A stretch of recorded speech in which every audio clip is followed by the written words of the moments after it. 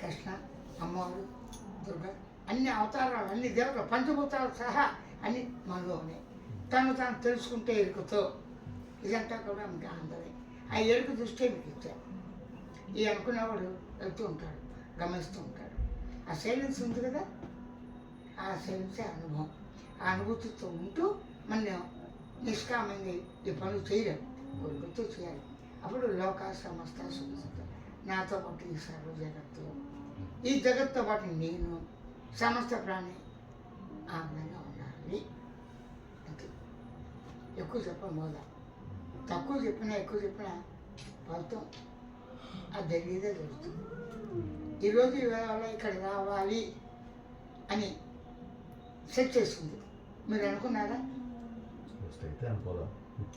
ఇస్తారని తెలుసు, ఇది ఇస్తారని అనుకున్నారా? కొన్ని అనుకోకుండా జరుగుతాయి, కొన్ని అనుకున్నది జరగకపోవచ్చు. కాబట్టి మనం పట్టే శ్రమను పోతాం కన్నా శ్రమ లేకుండా దేహాన్ని వెతకక్కర్లా. దేహం తనలో ఉంది. ఇంకేముంది? మనసు, బుద్ధి, చిత్తం, అహంకారం, అజ్ఞానం అన్నీ ఉన్నాయి.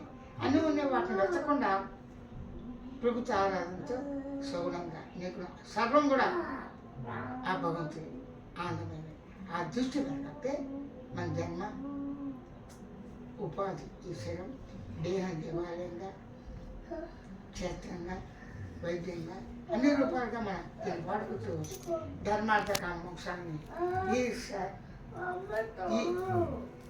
జన్మలోనే సాధించడానికి గురువే ప్రధానం.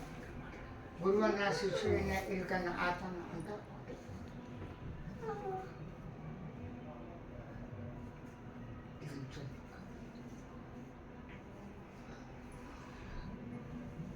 ఇది అర్థం అవుతుంది. ఇబ్బందిగా ఉన్నప్పుడు అదే పని చేస్తాను. అందరికీ